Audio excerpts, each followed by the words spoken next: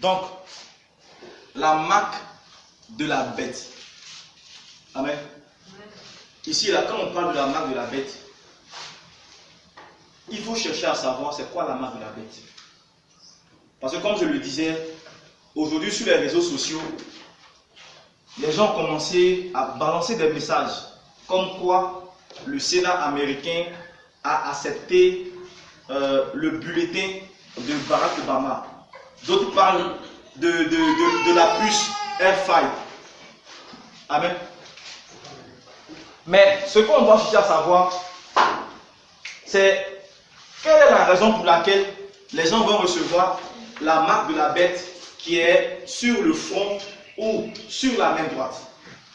Amen. Donc, tu peux relire le livre de Apocalypse 13, le verset 13 à 16. Tu es la parole de Dieu. Oui. Elle opérait de grands prodiges, Oui. même jusqu'à faire descendre du feu du ciel sur la terre, à la vue des hommes. Et elle séduisait les habitants de la terre par les prodiges qui lui étaient donnés d'opérer en présence de la bête. Disant aux habitants de la terre de faire une image à la tête avec la blessure de l'épée et il lui fut donné d'animer l'image de la bête, afin que l'image de la bête parle et qu'elle fasse tous ceux qui n'adoreraient pas l'image de la bête soient tués. Et elle fit que tous, petits et grands, riches et pauvres, libres et esclaves, reçoivent une marque sur leur main droite ou sur leur front. Amen. Donc, ici, Jean, dans sa vision, explique ce qu'il a vu. Et ce qui nous interpelle ici, il dit que petits et grands, libres et esclaves, riches et pauvres, reçoivent la marque de la bête, soit sur le front ou soit sur la main droite. Amen. Et comme je le disais, quand on parle de libre, on parle des gens qui ont été affranchis par Jésus-Christ. Amen. Et quand on parle d'esclaves, on parle des personnes qui, eux, sont déjà sous le joug du diable. Donc ceux-là, étant sous le joug du diable, bon, ils n'ont pas du mal à recevoir la marque. Mais la question qu'on va se poser, comment se fait-il que des gens qui ont été libérés par Jésus-Christ ont reçu la marque de la bête? Et la question qu'on doit se poser, c'est quelle est la raison pour laquelle aujourd'hui les gens reçoivent la marque de la bête? Parce que c'est la raison qu'on doit chercher à savoir. S'il n'y a pas de raison, mais comment cela va se faire et puis les gens recevront la marque de la bête? Et c'est pourquoi je disais que quelqu'un qui se lève aujourd'hui et qui mange, c'est parce qu'il y a une raison qu'il mange. C'est parce qu'il a faim qu'il mange. Des gens reçoivent la marque de la bête. C'est parce qu'il y a une raison qu'ils reçoivent la marque de la bête. Et c'est la raison qui est primordiale. Amen. C'est la raison qui est primordiale. Donc c'est la raison qu'on cherche aujourd'hui. Et par la grâce du Seigneur Jésus-Christ, on verra quelle est la raison pour laquelle les gens aujourd'hui, sans le savoir, ont la marque de la bête. Les gens mettent l'accent sur le côté physique de la chose pour dire non, la marque sur le front, la marque sur la main droite, mais ils ne savent pas qu'il y a quelque chose en eux qui va les pousser à recevoir la marque sans que Satan ne les oblige. Amen. Donc, quand on prend le livre de Ézéchiel 28, le verset 11 à 17, bonne folie. La parole de l'Éternel me fut adressée en ces mots. Fils de l'homme, prononce une complainte sur le roi d'Éthiopie. Tu lui diras ainsi par le Seigneur l'Éternel. Tu mettais le sceau à la perfection, tu étais plein de sagesse, parfait en beauté. Tu étais en Éden, le jardin de Dieu. Tu étais couvert de toute espèce de pierres précieuses, du sargoine, du topaz, du diamant, des chrysolites, d'onyx, de jaspe, des saphirs, d'escarboucles, d'émeraudes et d'or. Tes tambourins et tes flûtes étaient à ton service, préparés pour le jour où tu fus créé. Tu étais un chérubin protecteur, aux ailes déployées. Je t'avais placé et tu étais sur la sainte montagne de Dieu. Tu marchais au milieu des pierres étincelante. Tu as été intègre dans tes voies depuis le jour où tu fus créé, jusqu'à celui où l'iniquité a été trouvée chez toi. Par la grandeur de ton commerce, tu as été rempli de violence et tu as péché. Tu t'es précipité de la montagne de Dieu et je t'ai fait disparaître. Chérubin protecteur du milieu des pierres étincelantes. Ton cœur s'est élevé à cause de ta beauté. Tu as corrompu ta sagesse par ton éclat. Je te jette par terre, je te livre en spectacle au roi. Amen. Donc, ici, c'est le prophète Ézéchiel qui parle. Il parle de Lucifer. Il dit, il montre un peu quelle est la constitution de Lucifer. Quand Dieu l'a créé là, quelle est la richesse qui était en lui. Et Dieu montrait comment Lucifer était sage. Il était beau. Il avait toutes les richesses à sa disposition. Il était à Éden, comme je le disais, et il gardait l'arbre de vie qui se trouvait dans le jardin d'Éden. Amen. Donc, il était au service de Dieu. Mais la Bible dit qu'il arrivait un moment où l'iniquité, c'est-à-dire le mal, s'est trouvé chez Lucifer.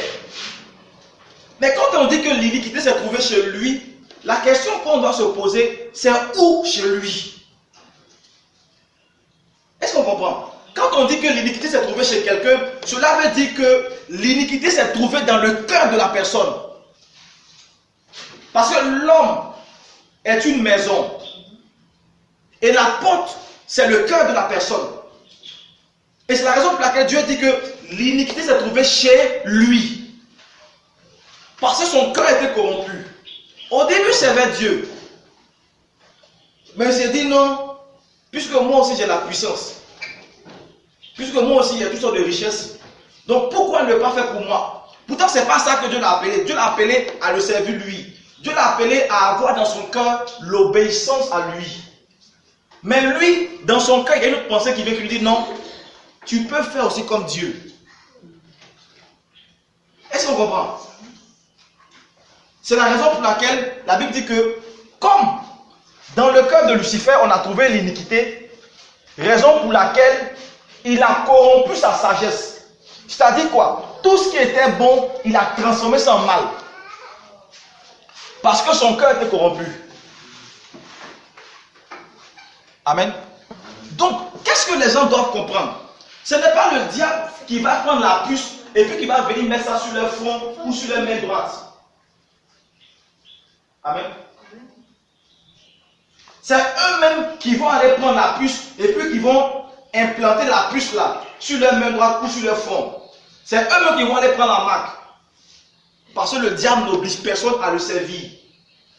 Le diable, il est malin.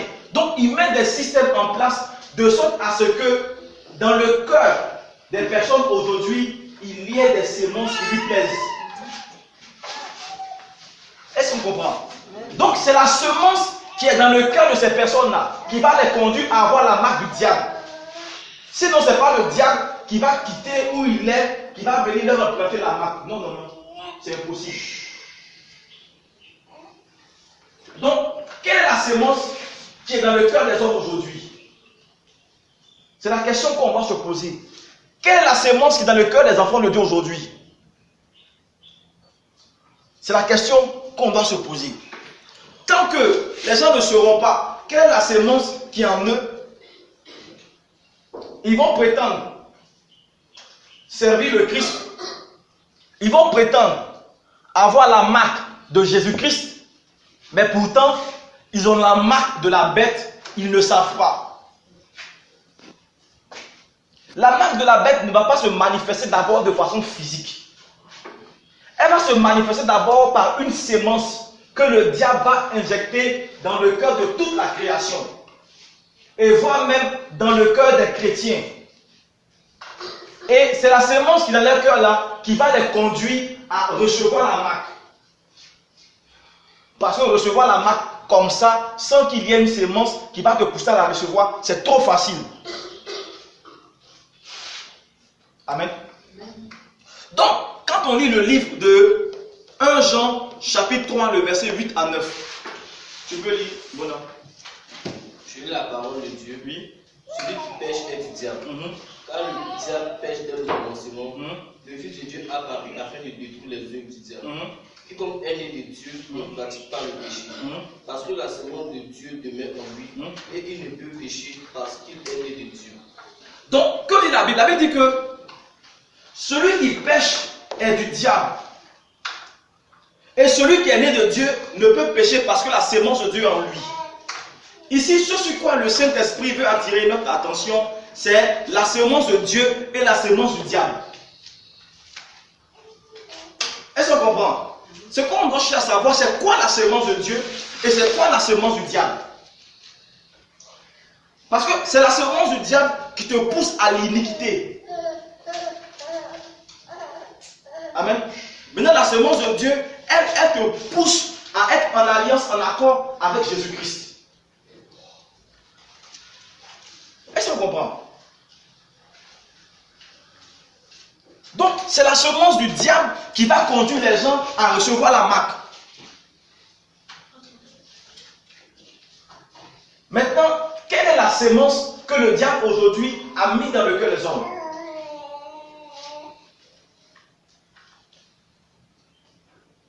C'est la question.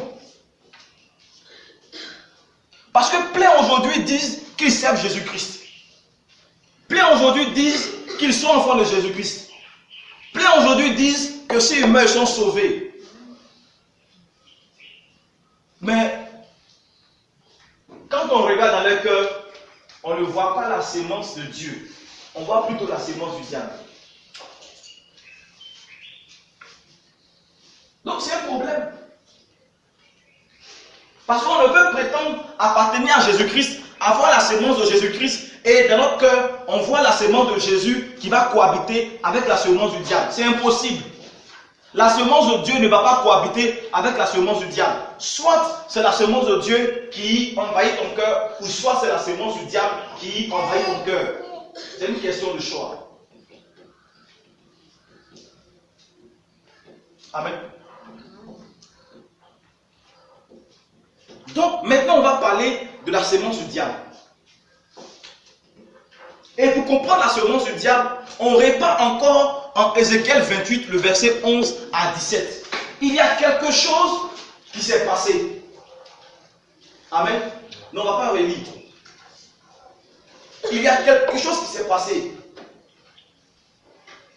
Satan a détourné son cœur de l'objectif qu'il devait atteindre. Satan a détourné son cœur de la tâche que Dieu lui a assignée. Dieu a demandé à Satan, à Lucifer, d'être le protecteur du jardin d'Éden. Donc Lucifer était au service de Dieu. Lucifer devait obéir à Dieu. Lucifer devait je dirais, travailler pour Dieu. Donc dans le cas de Lucifer, tout ce qu'il devait avoir dans son cœur, c'était l'amour pour Dieu. Et non l'amour pour quelque chose. Donc c'est l'amour pour Dieu qui va le pousser à obéir à Dieu. C'est l'amour pour Dieu qui va le pousser à protéger le lac de vie. C'est l'amour pour Dieu qui va le pousser à être à son poste. Mais Lucifer lui dit non. Il veut faire autre chose. Donc comme il veut faire autre chose, qu'est-ce qu'il va faire? La première des choses qu'il va venir mettre dans le cœur des hommes, c'est de détourner le cœur de l'homme de l'objectif pour lequel Jésus est venu. Est-ce qu'on comprend? Jésus-Christ est venu pour un but précis. Et le but pour lequel Jésus est venu, c'est le salut. Est-ce qu'on comprend? C'est pour le salut que Jésus est venu. Amen. Est-ce que vous comprenez? Marie, tu comprends? Lucifer protégeait l'arbre de vie dans le jardin d'Éden. Est-ce qu'on comprend? L'arbre de vie, c'est-à-dire ce qui représentait le salut, était dans le jardin d'Éden. Lucifer protégeait l'arbre de vie, qui est à l'image de Jésus-Christ. Est-ce qu'on comprend? Maintenant, l'arbre de vie, c'est-à-dire Jésus-Christ, lui maintenant, il vient mourir à la croix et puis il vient avec un but précis qui est le salut. Maintenant, qu'est-ce que Lucifer vient? Puisque Lucifer s'est détourné de l'arbre de vie qui était dans le jardin d'Éden, et c'est la stratégie qu'il met en place, il vient détourner le regard des hommes de l'arbre de vie qui est le salut, qui est Jésus-Christ. Est-ce que vous comprenez? Donc voici le système qu'il vient mettre en place. Détourner le regard des hommes du salut qui est Jésus-Christ. On n'a pas dit d'une église, on dit du salut qui est Jésus-Christ. Et lui maintenant, il va tourner le regard des hommes vers des choses qui n'ont pas d'importance, vers des choses fictives. Est-ce qu'on comprend? Lucifer maintenant va tourner le regard des hommes vers la religion et non vers Jésus-Christ. Parce que Jésus-Christ n'est pas la religion. Est-ce qu'on comprend? Donc c'est ça l'objectif que Lucifer est venu mettre en place. Donc tous ceux qui ont dans leur cœur l'amour pour la religion et non pour Jésus-Christ ont en eux la sémence de Lucifer. Et s'ils ne se répandent pas, ils vont avoir la marque du diable, la marque de la bête. Ça là c'est clair. Est-ce qu'on comprend? Les gens ont en eux, dans leur cœur, cette sémence de la religion, où il faut forcément que tu appartiennes à une église évangélique, à une église assemblée de Dieu, à une église méthodiste, à une église catholique, à une église protestante, à une église témoin de Jéhovah, à une église Séma, à une église de la bonne nouvelle pour avoir le salut. Ça, c'est l'évangile de Satan. C'est ce que Satan est venu annoncer. Parce que Jésus-Christ est venu avec le salut, il n'est pas venu avec une église. Il n'est pas venu avec une religion. Il est venu avec le salut parce qu'il est lui-même le salut. Donc il dit aux hommes, venez prendre le salut. Satan dit non. Passez par la religion. Est-ce qu'on comprend? Donc, comme les hommes d'aujourd'hui sont voilés, qu'est-ce qu'ils vont faire? Bon, si on cherche une église, ça veut dire qu'on cherche Jésus-Christ. Voici la Libye qu'ils trouvent. C'est parce qu'ils cherchent Jésus que je me promène d'église en église. Ils ne cherchent pas Jésus. Tu cherches une église et non Jésus-Christ. Amen. Tu cherches une communauté et non Jésus-Christ. Tu cherches une religion et non Jésus-Christ. Parce que si la personne en question cherchait Jésus-Christ véritablement, elle allait le trouver. Ce n'est pas une église qui nous amène à trouver Jésus-Christ. Amen. La Bible dit que Dieu se laisse trouver par ceux qui le cherchent réellement. La Bible n'a pas dit que Dieu se laisse trouver par ceux qui cherchent une église. Non. La Bible dit que Dieu se laisse trouver par ceux qui le cherchent réellement. Et comme on cherche Dieu, c'est avec le cœur qu'on le cherche. On n'a pas dit qu'on cherche Dieu avec une église. Donc ceux qui disent que c'est parce qu'ils cherchent Jésus-Christ qu'ils tournent d'église en église sont des menteurs. Leurs alibis ne tiennent pas. Les raisons qu'ils énumèrent ne tiennent pas. Ils cherchent des églises qui ne cherchent pas Jésus. Parce que s'ils cherchaient Jésus-Christ là, il allait se révéler à eux sans l'intermédiaire de quelqu'un et sans l'intermédiaire d'une communauté que ce soit. Donc Satan a mis dans le cœur des hommes la pensée de la religion pour les détourner du salut. Et eux pensent que comme ils sont dans la religion, ils ont une vision du salut. Pourtant, ils ne savent pas qu'ils ont une vision éloignée du salut. Satan met dans la pensée des hommes la pensée communautaire. Il faut forcément appartenir à une communauté religieuse pour qu'on te reconnaisse comme chrétien. Est-ce que le salut que Jésus est venu annoncer là, c'est ce salut-là? Non. Jésus dit que je suis le chemin, la vérité et la vie. Jésus n'a pas dit je suis une communauté où se trouve la vérité. Il dit je suis le chemin, la vérité et la vie. Le salut se trouve en Jésus, le salut ne se trouve pas dans une communauté. Ça c'est clair. Aujourd'hui quand tu prêches l'évangile à quelqu'un, il te demande tu appartiens à quelle communauté. Regardez. Regardez. Quand il prie un peu, il dit, je viens prier avec toi, hein, mais votre église là, c'est quel nom? Mon église n'a pas de nom. C'est ça, mon église n'a pas de nom. Moi, j'appartiens à une cité céleste. Je vis de la Nouvelle Jérusalem, c'est tout. Moi, ma cité n'est pas en bas ici.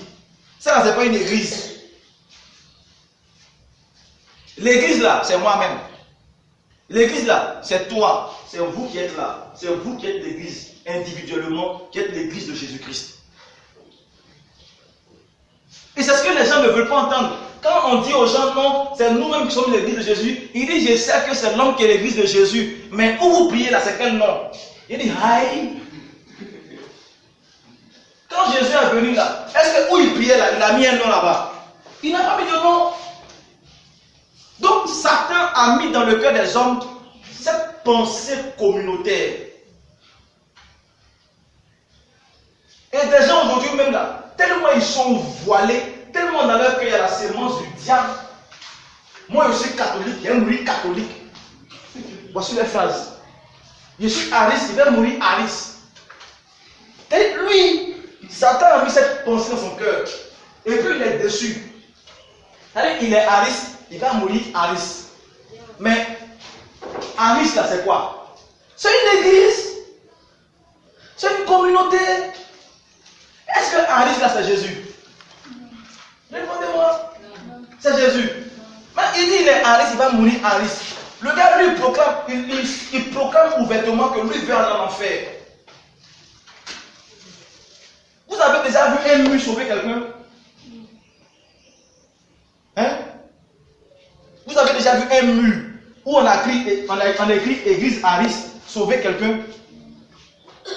Vous avez déjà vu un mur où on écrit église catholique sauver quelqu'un? Vous avez déjà vu un mur où on écrit église évangélique sauver quelqu'un? Les gens sont là, je suis catholique, il y a mourir catholique. Catholique là c'est une église. C'est une religion. Et ça va te conduire en enfer. Donc, Satan a mis cette semence-là dans le cœur de l'homme. Il dit non, fais comme ça. Et l'homme maintenant, comme il est voilé, il suit ça. Et quand tu lui dis non, tu vas avoir la marque de la bête, il dit non, moi je suis chrétien. Il ne peut pas avoir la marque de la bête. Mais c'est la semence qui est dans ton cœur là, qui va te pousser à avoir la marque de la bête sans que Satan ne vienne prendre la marque là pour te l'imposer. Amen. Amen. Donc c'est ça.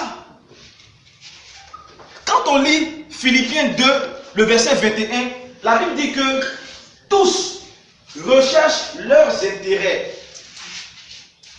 Amen. Mais ils ne recherchent pas les intérêts de Jésus-Christ. Il faut lire. Bona, on va comprendre. Philippiens 2, verset 21. Tous en effet cherchent leur propre intérêt et non ceux de Jésus-Christ. Est-ce qu'on comprend? L'apôtre Paul dit que sur la terre aujourd'hui, là, les hommes, tout ce qu'ils recherchent, c'est leurs propres intérêts. Mais ils ne recherchent pas l'intérêt ou les intérêts de Jésus-Christ. Mais quels sont les intérêts de Jésus-Christ? C'est ça la question. Parce qu'il y a une raison à tout. Et si on ne cherche pas à savoir, c'est quoi les intérêts de Jésus-Christ, mais on va marcher dans la rue sans savoir où on s'en va. Le premier intérêt de Jésus-Christ, c'est quoi? C'est le salut. Le salut. Ce pourquoi Jésus est venu là, c'est le salut. Amen. Jésus est venu. Jésus n'a pas annoncé le mariage. Or, l'homme, lui, recherche son intérêt qui est le mariage. Jésus n'a pas annoncé le travail. Or, l'homme, lui, recherche son intérêt qui est le travail.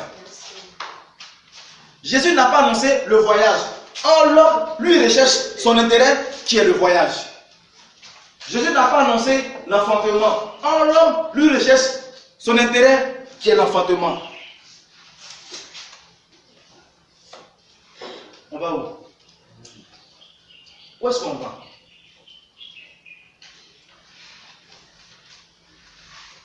C'est-à-dire, les gens ont perdu de vue les intérêts de Jésus-Christ. Ce pourquoi Jésus est venu mourir à la croix là, ils ont perdu de vue les intérêts de Jésus-Christ.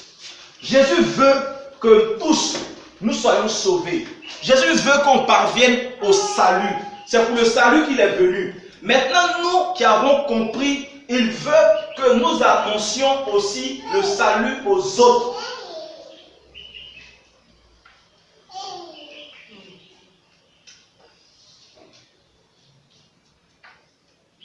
Jésus veut que dans nos cœurs, il y ait une seule semence. Il ne faudrait pas qu'il y ait 2, 3, 4, 5, 6, 7 semences. Il faut qu'il y ait une seule semence et qui est lui sa semence, l'amour qu'on a pour lui. Mais aujourd'hui, demandez aux chrétiens qui disent que eux, ils sont épargnés de la marque de la bête. Demandez-leur. Ils disent qu'ils sont épargnés de la marque de la bête. Mais c'est eux-mêmes qui vont recevoir premièrement les marques. Parce qu'aujourd'hui, les chrétiens ont mis l'accent sur le culte de la beauté et de la personnalité.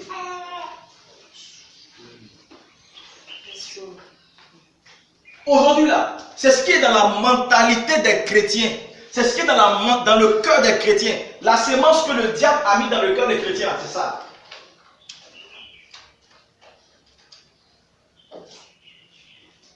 Prenez 100 chrétiens. Vous allez voir parmi les 100 chrétiens là, qui sont ceux qui prient pour connaître le Seigneur Jésus-Christ. Vous allez voir qu'il n'y a même pas 10. Le reste, ils prient parce qu'ils ont problème.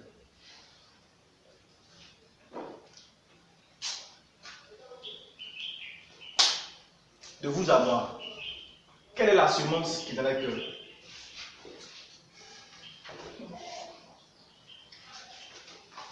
C'est la question qu'on doit se poser.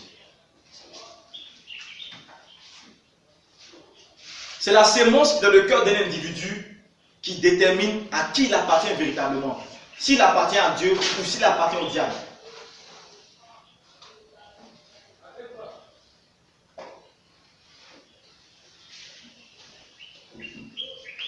Les gens n'ont plus le regard sur la personne de Jésus-Christ. Les gens ont le regard sur la personne de la prospérité.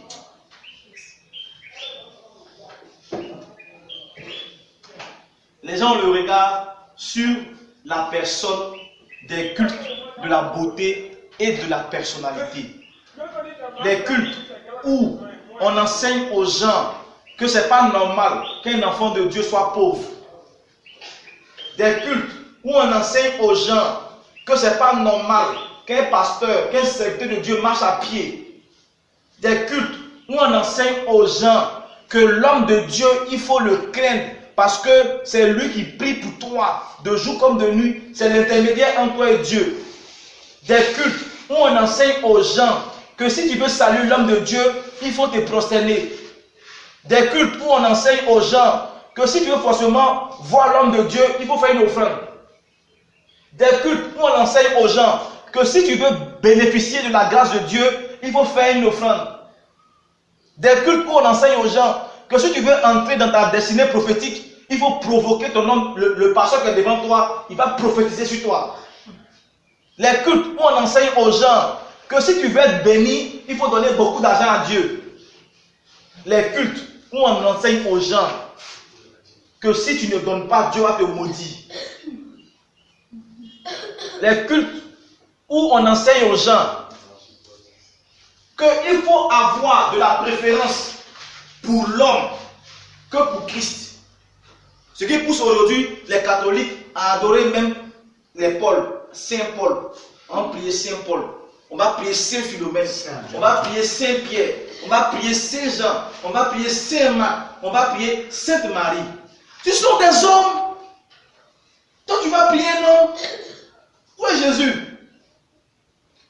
La Bible dit en Romains 1, le verset 20 à 27, que les gens, au lieu d'adorer le Créateur, ils ont adoré la créature. Les gens, au lieu de prier Jésus-Christ, ils ont commencé à prier les saints. Les gens, au lieu de commencer de prier Jésus-Christ, ils ont commencé à vénérer les hommes de Dieu. Non, lui là, c'est un homme de Dieu, on ne le salue pas n'importe comment. Pour le saluer, il faut mettre signe dans ta main et puis tu vas toucher sa main. Il n'est pas poussière. Est-ce qu'il n'est pas poussière?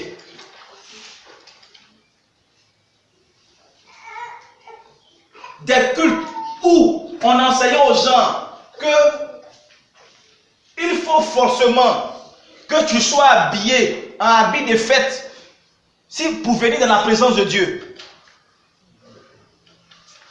Des cultes où on enseigne aux gens qu'il n'est pas bon d'entrer dans la maison de Dieu les mains vides. Amen. Satan a mis cette pensée bizarre dans le cœur des hommes. Et surtout, cette sémence-là, dans le cœur des soi-disant hommes de Dieu, pour égarer beaucoup de personnes, pour les détourner des regards de Jésus-Christ. Parce que Jésus nous voit. Jésus nous voit, il a mal. Qu'est-ce que les gens ont mis dans ton cœur, bien-aimé? C'est pourquoi les gens trouvent qu'on est bizarre. On n'est pas bizarre. Nous là, on cherche qu'une seule chose. Salut ou rien. La voiture derrière laquelle tu cours aujourd'hui là, demain quand tu vas mourir, on ne va pas t'enterrer ta voiture. Ça là c'est clair. Maison sur laquelle tu fais palabre, c'est ma maison, c'est ma maison. Je ne veux voir personne chez moi à la maison là. Demain quand tu vas mourir, tu ne sais pas qui va habiter là-bas. L'argent tu fais malin dessus là. Demain quand tu vas mourir là, on ne va pas prendre tout ton argent pour t'enterrer. Donc là, que les gens aujourd'hui comprennent et que la sémence que le diable a mis dans leur cœur la quitte. Si la sémence ne quitte pas, ils vont en enfer, eux tous. Et nous les chrétiens, on n'est pas aussi épargnés. On n'est pas épargnés. Et je m'adresse aux chrétiens, je m'adresse aux païens, parce qu'eux sont enfants du diable. Je ne m'adresse pas à eux. Nous qui prétendons connaître Jésus-Christ, c'est à nous que je m'adresse. Simplement. Parce que le jugement de Dieu commence par sa maison. Donc je commence par ma maison. Un point, un trait. Donc je m'adresse aux chrétiens. Quelle est la sémence qui est dans ton cœur, bien-aimé? C'est tout. Est-ce la sémence de Jésus-Christ? Ou est-ce qu'une sémence que le diable a injectée dans ton cœur? La sémence de Jésus là, c'est le salut, c'est tout. Et pour avoir le salut, il faut aimer Jésus, il faut le chérir. Dieu ne partage pas sa gloire avec un homme. Dieu ne partage pas sa gloire avec un individu. Dieu ne réclame pas 50% de la place de notre cœur. Dieu réclame 100%. Dieu n'a pas dit qu'il réclame ton argent. Ça, c'est l'évangile que Satan a annoncé au travers de lui, ses serviteurs. Dieu n'a pas dit qu'il réclame ta prospérité. Dieu dit qu'il réclame ton cœur. Donc, bien aimé, faisons une différence entre ce que les hommes ont annoncé et ce que Christ nous a annoncé. Parce que ces hommes qui ont annoncé sont à l'image de leur père, qui est Satan lui-même. Christ veut prendre entièrement notre cœur. C'est tout. Il veut qu'on soit sauvé. Donc ne mettez pas votre tête, ne mettez pas vos cœurs sur ces cultes terrestres. Recherchez premièrement le royaume des cieux. Que tout ce qu'il y a dans vos cœurs soit des pensées pures.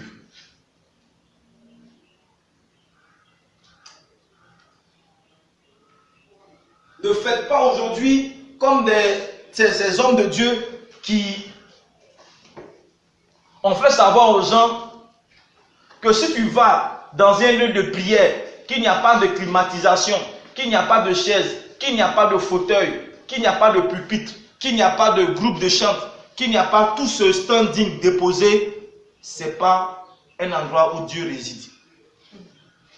Ces gens-là, eux, ils ont déjà mis leur accent sur le culte de la beauté. Et c'est ce que Satan aujourd'hui prend pour séduire les gens. Où on fait savoir aux gens que non, un homme de Dieu doit être toujours en veste. S'il n'est pas en veste, c'est qu'il n'est pas à l'image de son Créateur Jésus. Mais quand Jésus partait prêcher l'évangile, il était en veste. La Bible dit que Jésus était d'une simplicité incroyable. D'une simplicité incroyable. Oh, aujourd'hui, les gens ne se sentent plus. Il faut que les hommes de Dieu aujourd'hui deviennent des mannequins.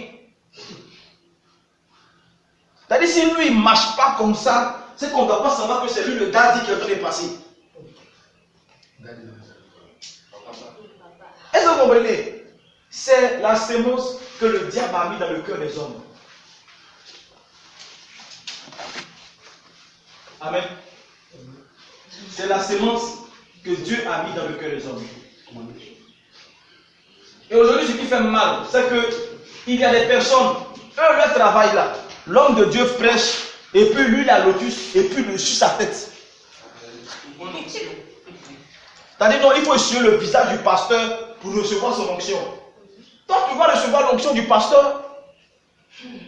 Ils prennent toujours l'exemple de Élie et puis Élisée. Non, Élisée a reçu la double onction d'Élie. Donc, il faut toujours servir ton pasteur qui est devant toi pour recevoir son onction. Eux, à quelle onction? Tu ne sais même pas d'où vient son onction. Tu ne sais même pas s'il a le Saint-Esprit ou pas. Il veut lui son onction. Bien aimé, on n'est plus au temps de Moïse. On est au temps de Jésus. Et au temps de Jésus là, les choses ne se passent pas comme au temps de Moïse. Au temps de Jésus là, il y a un chemin qui est tracé. C'est au temps de Moïse où, non, il faut, pour voir Dieu, il faut passer par Moïse. Au temps de Moïse, on disait aux gens que l'intermédiaire entre Dieu et toi, c'est ton prophète. Et jusqu'à aujourd'hui, des soi-disant serviteurs de Dieu se basent là-dessus et disent aux fidèles qui, eux, ne savent rien que non, pour être en communication, avec Dieu, il faut forcément que moi je sois l'intermédiaire entre toi et Dieu. Non, bien aimé, au temps de Moïse, il y avait ce qu'on appelait un spirituel dépendant. C'est-à-dire tous ceux là-bas qui voulaient être en communion avec Dieu devaient forcément passer par les serviteurs que Dieu avait oints. Mais au temps de Jésus-Christ là, c'est pas ça. On fait un spirituel indépendant. On ne dépend pas des hommes, mais on dépend du Saint-Esprit. Donc n'amenons pas le peuple de Dieu aux hommes, mais amenons-le à Jésus. Parce que Jésus ne partage pas sa gloire avec un homme. Mais aujourd'hui, Satan a corrompu le cœur des hommes. Jusqu'à même dans les assemblées, quand l'homme de Dieu veut entrer, on va chanter un chant d'adoration pour lui. L'homme extrêmement dangereux arrive. On va applaudir l'homme de Dieu. Levez-vous pour l'accueillir. Je ne me lève pas pour accueillir l'homme de Dieu, moi. Je me lève pour accueillir Jésus. Amen. Donc ceux qui ne veulent pas ça, moi je ne sais pas comment est-ce qu'ils vont éviter la marque de la bête. L'homme de Dieu, c'est un homme qui est semblable comme toi. Il pisse, tu pisses. Vrai ou faux? Il mange, tu manges. Peut-être même tu ne ronfles pas, mais il ronfle plus que toi. Vrai ou faux? Donc, la seule personne qu'il faut avoir dans ton cœur, bien aimé, et qu'il faut chérir jalousement, qu'il ne faut pas perdre, c'est Jésus-Christ. C'est Jésus-Christ.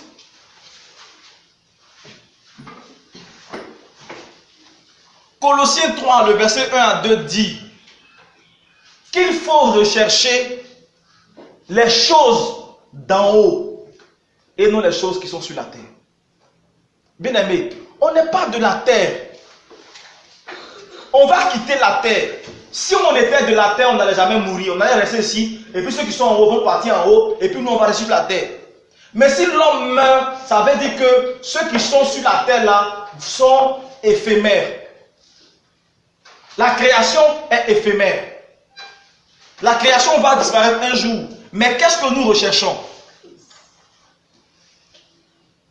On cherche le salut. On cherche le salut.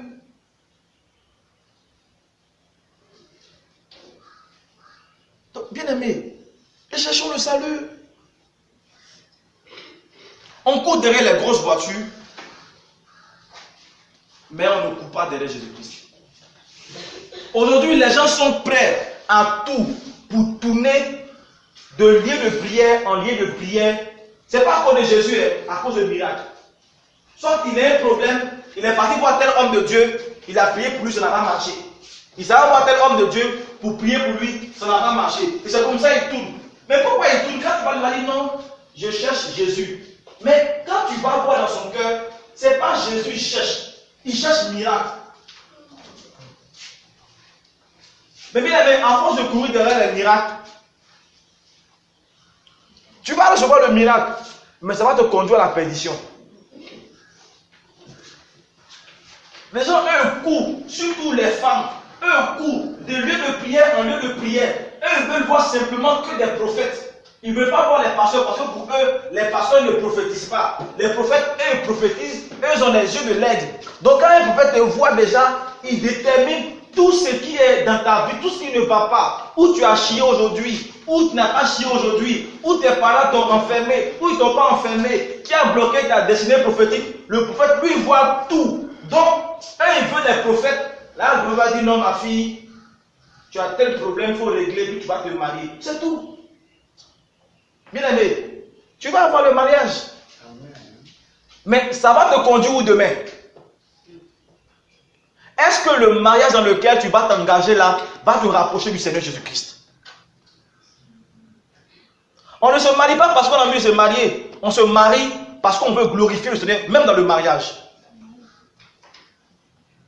Pour tout je vous dis, vous qui voulez vous marier parce que vous voulez faire enfant là, ce n'est pas l'objectif du Seigneur. Ce n'est pas pour faire enfant que Dieu a mis l'homme et la femme ensemble.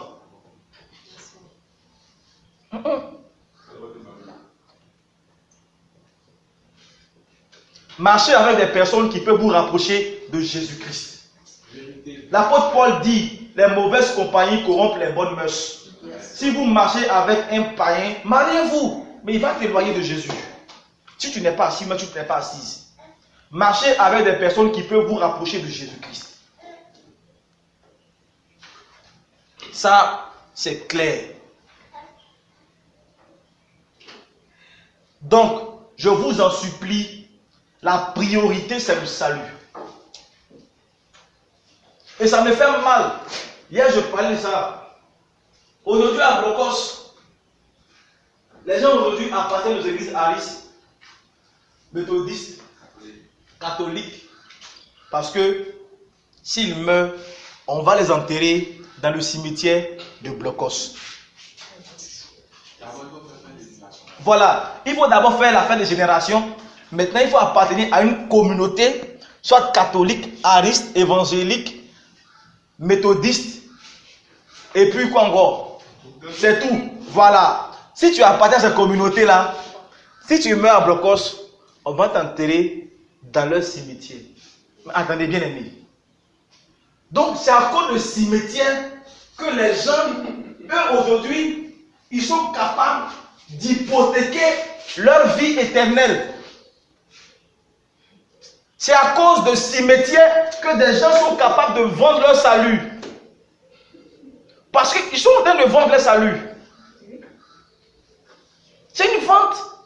Jésus te dit, tiens gratuitement le salut. Il dit non. Moi, je veux une église catholique.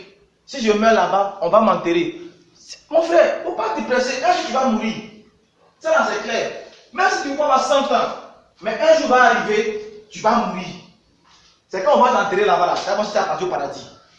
Tu vas rester sur la terre ici, puis tu vas souffrir. Ah! Nos parents l'ont aussi dit.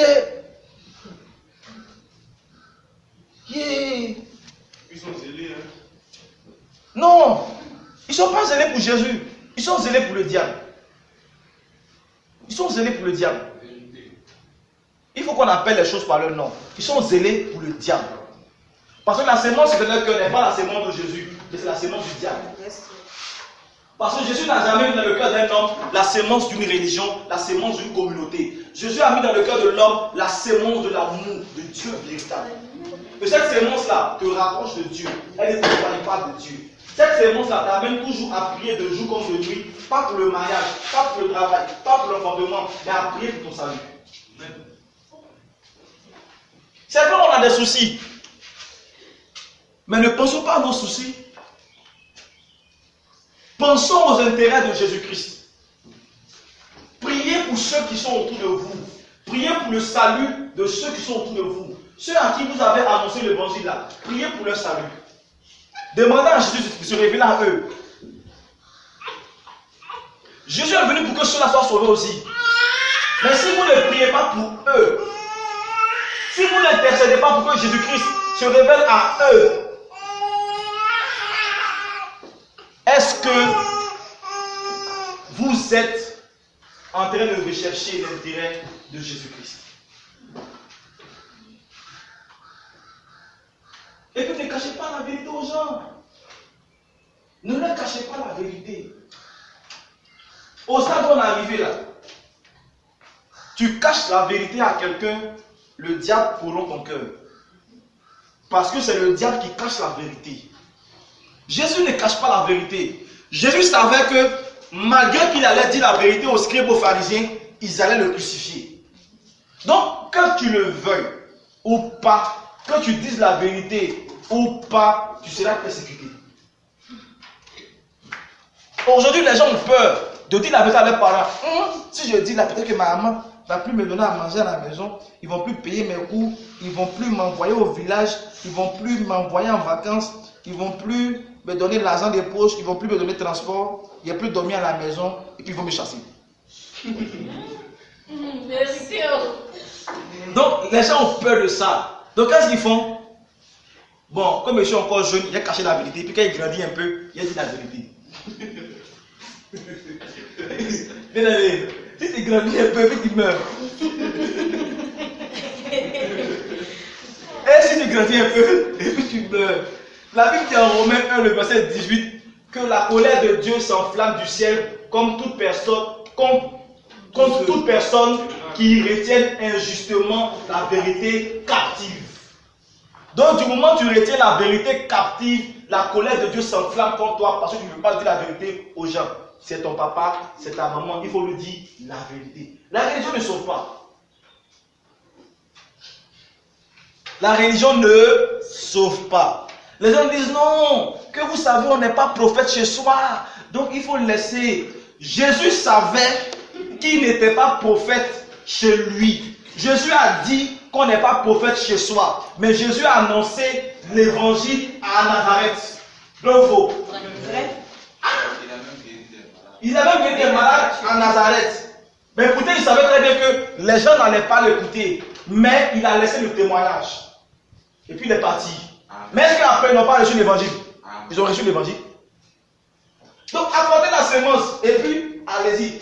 Même si on va vous chasser de la maison, le plus important, apportez la sémence, allez-y. Si on vous chasse, vous n'allez pas dormir dehors. On va dormir ensemble dehors. En fait, c'est même pas ils sont en train de dormir à la maison. Si on vous chasse, vous n'allez pas dormir dehors. Moi je suis convaincu à 100% que si une porte se ferme aujourd'hui, Dieu va ouvrir une autre porte. Mais c'est pas qu'on est un homme qu'on a chassé, on a chassé contre Dieu. Yes. Tout. Donc vous vous inquiétez pourquoi? La Bible dit ne vous inquiétez pas du lendemain. Si on t'a chassé à cause de Jésus, Jésus va ouvrir une porte meilleure que la porte qui était fermée pour montrer aux hommes que c'est lui Dieu qui t'élève. Yes. Donc vous savez pas de quoi? Dites la vérité aux gens. Dites la vérité aux gens. Est-ce que les fous qui sont là, ils ne mangent pas? Vous avez déjà vu un fou tomber malade? Non. Posez-vous la question. Est-ce que les donc vous avez peur de quoi? Non, actuellement là, si mes parents ne vont pas payer mes coûts, est-ce que Pierre a fait ses biens? Non. Non, répondez-moi. Est-ce que Pierre a fait ses biens? Non. Nos diplômes toutes nos connaissances intellectuelles là, c'est pour la terre. Bien aimé, il faut qu'on se dise la vérité. Tu vas faire papier longueur jusqu'à avoir le doctorat, c'est pour la terre. Tu vas avoir tous les diplômes pour travailler à la NASA, c'est pour la terre. C'est pas pour le paradis. Il faut qu'on soit sincère. Il faut qu'on soit sincère. Donc n'ayez pas peur de ce que vos parents ne paient plus beaucoup à cause de la vérité. Dites-le la vérité, parce que si vos parents n'ont pas reçu la vérité, qu'ils meurent, Dieu risque de vous accuser parce que vous étiez auprès d'eux, vous ne leur avez pas dit la vérité. Il faut dire la vérité. Même s'ils vont t'insulter, le plus important, tu as brossé un peu. Tu dis là, et puis tu pries un peu, Seigneur, il a parlé un peu, il n'a pas écouté. Il faut rendre témoignage. Il va tourner, mais un jour il va comprendre. Ça là c'est clair. Donc ne cachez pas la vérité aux gens. Amen. Ne cachez pas la vérité. Et puis ne vous inquiétez pas de quelque chose. Inquiétez-vous de votre salut, c'est tout. Jésus dit, recherchez premièrement le royaume des cieux et la justice, et toutes choses vous seront données par-dessus tout. Jésus n'a pas dit de chercher d'abord le travail, le mariage, l'enfantement et autres avant de venir à lui. Il dit, il faut l'avoir lui d'abord. Maintenant, le reste là, il va te donner. Maintenant, on fait le contraire. Les gens eux-mêmes n'ont même pas Jésus. Je veux un mariage. Ils ont marié. Ils disent, non Seigneur, si tu m'as donné le mariage là, si tu m'as donné le mariage seulement là, dès que c'est le mariage, je te sers. Dieu dit, ok. Dieu donne le mariage. Elle finit de se marier. Seigneur, si mon mari là, il ne veut pas me laisser prier, il ne veut même pas qu'il n'ait pas te prier. Donc le mariage est devenu pour toi une occasion de chute. Seigneur, il veut travailler. Dieu maintenant donne le travail. Il n'a même pas le temps, il n'a même plus le temps. Seigneur, tu vois, le travail là, ça prend tout mon temps, il ne peut même pas prier, il ne peut même pas méditer. Ton travail te conduit maintenant en enfer. Et puis, oh Seigneur, pardon, il faut me donner l'argent. Dieu te donne l'argent, tu deviens orgueilleux. On ne peut même plus te parler. Tu as me dit quoi? Moi, il y a l'argent. Toi, tu as l'argent que moi. Moi, je n'aime pas ta connerie là. Tes parents n'ont pas l'argent que moi. Ton argent te conduit en enfer.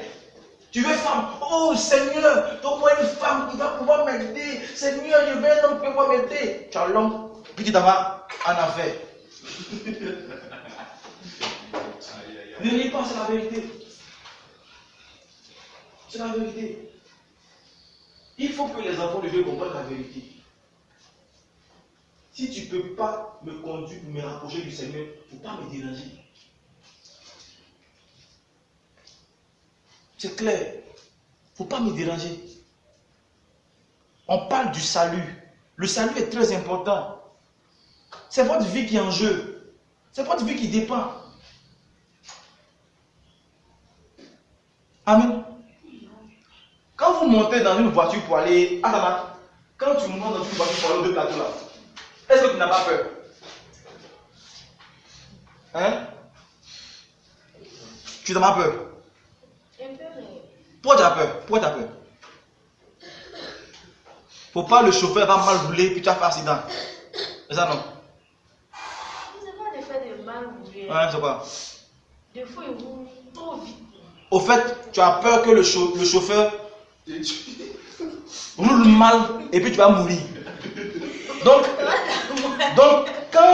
quand les hommes sont dans une voiture, ils ont peur. Pourquoi? Parce qu'ils disent que le chauffeur qui est au volant détient leur vie en main. Vrai ou faux? C'est la vérité, non? Et ils voient pour voiture. Mais ce que vous oubliez là, c'est que si vous ne faites pas attention, ceux qui vous annoncent l'évangile détiennent aussi vos vies en main. Parce que le gars, il va te mentir. Tu vas penser que c'est la vérité, il est en train de dire. Toi aussi, tu ne lis même pas ta Bible, tu ne sais même pas de quoi il parle. Tu dis Amen. Des gens aujourd'hui, ils sont là, et ils passent le temps, on ne sait même pas ce qu'ils disent. Il va dire, ribababa, t'attends, amen. Tu ne sais même pas ce qu'il a dit, tu cries amen. Dans son ribababa, tu ne sais même pas si tu es insulté, tu cries amen. Bien aimé, il y a trop de pratiques bizarres aujourd'hui. Il faut qu'on mette de l'ordre. Et l'ordre, on va mettre. Ça, c'est clair. C'est vrai, les gens vont nous frapper, vont nous insulter. Les gens vont dire toutes sortes de mauvaises choses à notre sujet, mais ce n'est pas notre problème. On va dire la vérité. Point barre. Si les gens m'ont empêché de dire la vérité, forcé, il a fait un enregistrement, il a dit la vérité et puis il va balancer. Ils vont entendre. Non, c'est la vérité. Maintenant, peut-être s'ils m'ont rattrapé, ils ont cassé ma bouche, ça ne fait rien. Je vais écrire, il y a mes yeux, il y a mes bras. Je vais écrire et puis je vais envoyer. Ils vont voir. Maintenant, s'ils ont coupé mes bras maintenant, il n'y a pas de problème. Je vais parler à Claudia, elle va écrire et puis elle va envoyer. Le plus important, ils vont entendre la vérité. Donc, n'ayons crainte de personne. L'homme ne peut rien nous faire. L'homme ne peut rien nous faire. Aujourd'hui, on s'inquiète. Mais on oublie qu'il y a quelqu'un qui prend soin de nous. On oublie que Jésus-Christ prend soin de nous. On oublie que celui qui nous a dit de le chercher premièrement là, nous a fait une promesse en nous disant que si on l'a, lui Jésus, il va prendre soin de nous. C'est parce qu'aujourd'hui, les gens n'ont plus le trône de Jésus-Christ chez eux, raison pour laquelle tous les soucis s'inquiètent. C'est parce que Jésus-Christ n'a plus sa place dans le cœur des hommes aujourd'hui, raison pour laquelle ils n'ont plus la paix du cœur. Parce que Jésus-Christ, lui, donne la paix du cœur. Et quand on vient au livre de Matthieu, chapitre 15, le verset 3, la Bible dit, ce peuple, non c'est Matthieu, chapitre 15, le verset 8. Amen. La Bible dit que ce peuple m'honore des lèvres, mais leur cœur est très éloigné de moi. Amen. Les gens aujourd'hui crient Jésus dans tous les coins et les recoins du monde. Les gens ont de jour comme de nuit des haut-parleurs afin d'annoncer Jésus-Christ. Mais combien sont ceux qui ont dans leur cœur la sémence de Jésus-Christ? Aujourd'hui, il y a des serviteurs de Dieu qui ont le Saint-Esprit. Mais quand tu regardes dans leur cœur, tu ne vois pas la sémence de Jésus-Christ. Tu vois plutôt la sémence du diable. Tu vois l'orgueil, qui est une sémence du diable. L'orgueil ne vient pas de Jésus. L'orgueil vient du diable. Lui, dans son cœur, il dit non, moi j'ai le Saint-Esprit. Donc il faut que moi aujourd'hui je prie pour que les gens tombent, pour qu'on sache que moi aussi j'ai la puissance. Bien aimé, c'est ce qu'on appelle les vaines gloires. Tu es du diable dans ton cœur. La sémence qui est là-bas, c'est la sémence du diable. Ce n'est pas la sémence de Jésus. Certes, tu as le Saint-Esprit, mais la pensée qui est dans ton cœur est une pensée du diable. Appelons les choses par leur nom. Des gens aujourd'hui ont le Saint-Esprit. Mais quand tu regardes dans leur cœur, ils prêchent l'évangile. Et ce pourquoi ils prêchent l'évangile, c'est pour que tous ceux à qui ils prêchent l'évangile le vénèrent.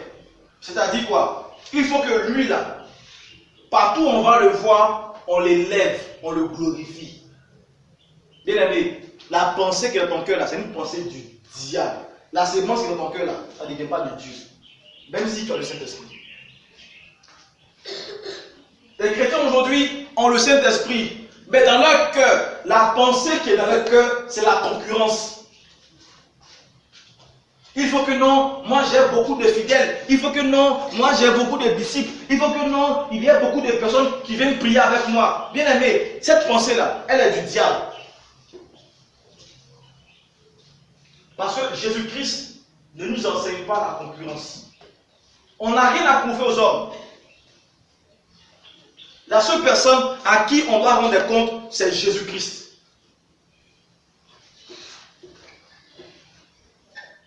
Aujourd'hui, il y a des serviteurs de Dieu qui ont le Saint-Esprit. Ils connaissent la vérité. Mais qu'est-ce qu'ils font? Ils vont prêcher leur ventre. C'est leur ventre qu'ils vont prêcher. L'homme de Dieu travaille pour le peuple, donc il faut qu'on le nourrisse. L'homme de Dieu travaille pour quel peuple? L'homme de Dieu ne travaille pas pour le peuple, il travaille pour Dieu. Ça fait deux. Est-ce qu'on comprend? L'homme de Dieu, retenez-le très bien, il travaille pour Dieu, il ne travaille pas pour un peuple. C'est celui qui t'a mandaté pour venir travailler là, qui te paye. Ce n'est pas ceux qui ont envoyé là qui vont te payer. C'est celui qui t'a envoyé là qui va te payer. Donc que les gens cessent de mentir pour dire non, l'homme de Dieu travaille pour le peuple, donc il faut qu'on le nourrisse. C'est un message annoncé par le diable. Il faut qu'on soit clair là-dessus. On ne prend pas affaire de Dieu là pour devenir milliardaire. On ne prend pas affaire de Dieu là pour escroquer les gens. On sait Christ parce qu'on veut le salut. Ça s'arrête là. Maintenant, si des gens veulent te venir en aide, il n'y a pas de problème. Si tu as des soucis, que tu veux demander de l'aide, il n'y a pas de problème. Mais il ne faut pas dire aux gens que Dieu m'a mis à cœur. Toujours c'est vous, Dieu vous met à cœur. Mais on ne sait même pas c'est quel Dieu qui vous a mis à cœur. Quand je dis Dieu, c'est vague, parce que Satan aussi se fait appeler Dieu. Ils ne disent jamais le Saint-Esprit, ils disent toujours Dieu. Parce que Dieu, c'est vague. Si tu m'as dit, le Saint-Esprit me dit, ou bien Pierre, il faut faire ça, il va faire. Mais si tu as menti là, il va te boxer. Mais si tu me dis Dieu, il m'en fout. Il veut, il fait, il veut, il ne fait pas. Donc, ne prenons pas cette histoire d'affaire de Dieu là pour tromper la vigilance des gens. Ça va? Et il y a un fait qui doit vraiment attirer notre attention. C'est qu'en Matthieu 7, le verset 21 à 24, Jésus dit que ce n'est pas tous ceux qui me disent Seigneur, Seigneur qui entreront dans le royaume des cieux, mais ceux qui font la volonté. Mais quelle est la volonté du Père? Quelle est sa volonté? Oui, David. Donc sa volonté c'est quoi? Le salut. Le salut. Jésus dit, je ne suis pas venu faire ma volonté, mais la volonté de celui qui m'a envoyé. Maintenant Jésus est venu pour... Quelle est la raison pour laquelle il est venu? Faire la volonté de Dieu. Mais quelle était la volonté de Dieu? C'est de nous réconcilier avec lui. Donc le salut. Donc la volonté de Dieu, c'est le salut. Donc des gens aujourd'hui, eux, ont perdu la vue sur le salut. Mais ils ont la puissance. Parce qu'après il dit qu'ils me diront, n'est-ce pas en ton nom Seigneur que nous avons prophétisé? N'est-ce pas en ton nom Seigneur qu'on a fait les miracles? N'est-ce pas en ton nom Seigneur qu'on a chassé les démons? Il dit, je leur dirai en ce jour-là, arrière de moi, vous qui commettez l'iniquité. Donc ça prouve que ces personnes-là ont été utilisées par Dieu. Ces personnes-là ont manifesté la puissance de Dieu. Ces personnes ont fait des prodiges au nom de Jésus-Christ. Mais la finition, est où? Christ les a rejetés.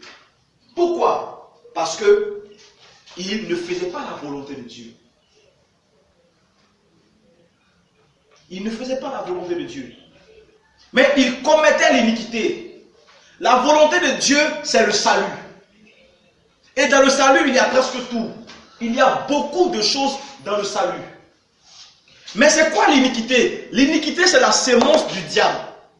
Ça va? Le salut, c'est la sémence de Dieu. Et Satan détourne les cœurs vers l'iniquité, comme lui-même, Satan, il s'est détourné de la garde, de l'arbre de vie qui était dans le jardin d'Éden. Et ayant détourné leur cœur, il les pousse vers la religion, vers l'évangile de prospérité, vers tout ce qui est terrestre. Et l'homme aujourd'hui va se construire un patrimoine qui est terrestre. Donc, bien aimé, il faut qu'on se pose vraiment des questions. Qu'est-ce qu'il y a dans nos cœurs comme sémence? Recherchons véritablement Jésus-Christ avec nos cœurs, pas avec nos lèvres. Parce que tout le monde peut dire non, moi il cherche Jésus, mais son cœur n'est pas témoin. Et d'autres même là, eux-mêmes ils vont loin. Et ce qui me fait mal, c'est les catholiques là. Quand ils les parlent, ils disent non, moi je connais Jésus. C'est leur mot. D'autres même disent qu'eux ils ont déjà Jésus. Vous les demandez ils ont quel Jésus? C'est la question qu'on les posée. Il te dit, il a Jésus. Tu dis, ok, il n'y a pas de problème, tu as Jésus. Mais tu as quel Jésus? Il ne saura même pas te répondre. Parce que le Jésus va te présenter là. Ce n'est pas le Jésus que les apôtres nous ont présenté dans la Bible. Il va te présenter un Jésus qui dit non, il faut aller à l'église. Il va te dire non, il faut appartenir à une communauté. Il va te présenter un Jésus qui dit non, il faut payer la dîme. Il va te présenter un Jésus qui va te dire non, tu sais, les dimanches là, il faut être assidu à l'église. Les dimanches là, il faut porter les habits somptueux. Il va te présenter un Jésus qui dit non, on ne vient pas dans la maison de Dieu les mains vides. Il va te présenter un Jésus qui va te dire non, tu sais, quand tu es dans une église là, l'homme de Dieu là, il faut le craindre parce qu'il est extrêmement dangereux.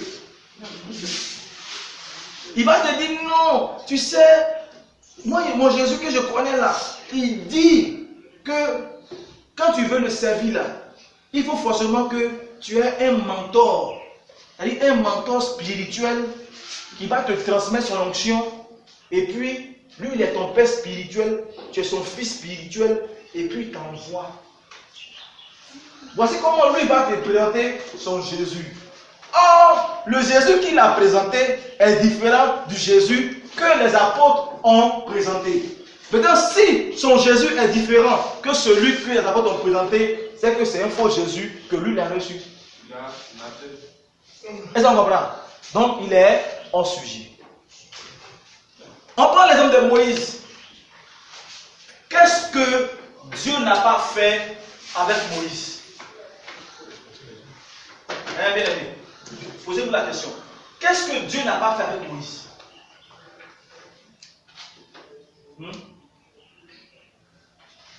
La Bible dit en Exode 33 que quand Dieu veut parler à Moïse là, Dieu se présente devant Moïse. Moïse est là, Dieu est là, et puis il communique. C'est pas extraordinaire. Donc Dieu vient s'arrêter devant Moïse. Ah, mon petit, va dire ça aux enfants d'Israël. Il veut dire, ok, lui fait compris qu'il m'a fait.